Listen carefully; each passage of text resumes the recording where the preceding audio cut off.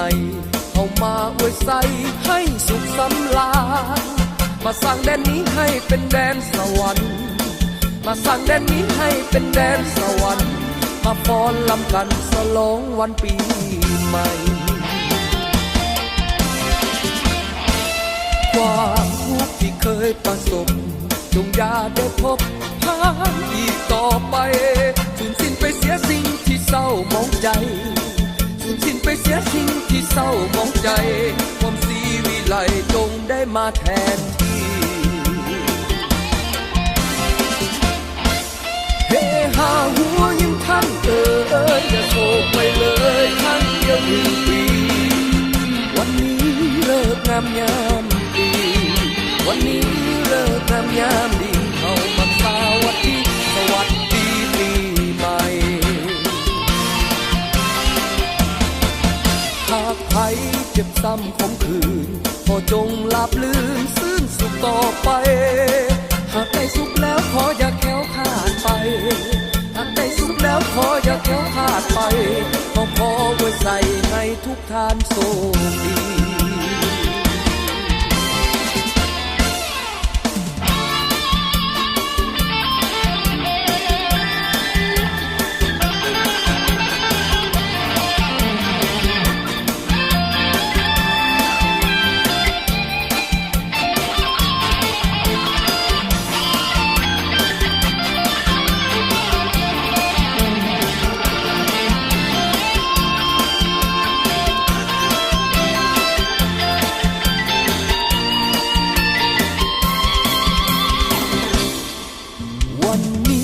วันดีปีใหม่เข้ามาอวยใสให้สุขสำราญมาสร้างแดนนี้ให้เป็นแดนสวรรค์มาสร้างแดนนี้ให้เป็นแดนสวรรค์มาฟ้อนลำกันฉลองวันปีใหม่ความทุกข์ที่เคยประสบจงอย่าได้พบผ่านอีกต่อไปสูญสิ้นไปเสียสิ่งที่เศร้ามองใจสูญสิ้นไปเสียสิ่งที่เศร้ามองใจความศรีวิไลจงได้มาแทนที่เฮฮาหัวยิ้มท่านอย่าโศกไปเลยท่านเดียว1 ปีวันนี้เลิกงามยามดีวันนี้เลิกงามยามดีเข้ามาสวัสดีปีใหม่หากใครเจ็บซ้ำคมคืนขอจงหลับลื่นซื่นสุขต่อไปหากได้สุขแล้วขออย่าแคล้วคลาดไปหากได้สุขแล้วขออย่าแคล้วคลาดไป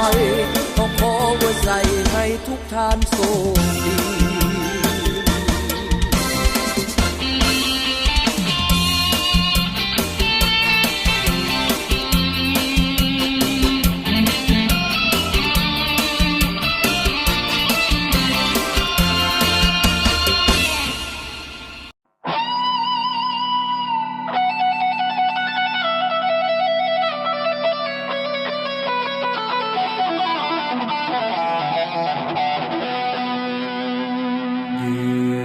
3 คอยลมโวยโวยลมโวยโวยพัดใบไม้อ่อน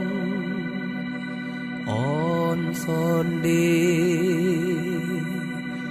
ผู้พาได้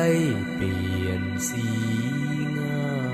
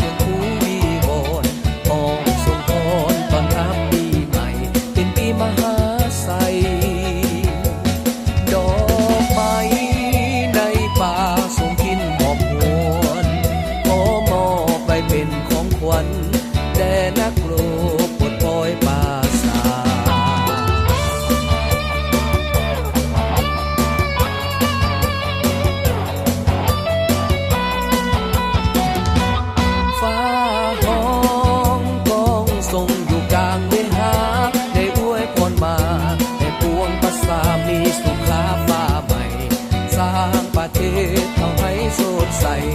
สร้างเมืองลาวให้สีวิไลให้ศาสตร์ลาวใดมีสิทธิเสรีในทุ่งสีแดงแห่งการปฏิวัติภายใต้การนำอนุสาราทรงใสศาสตร์ลาวก้าวไป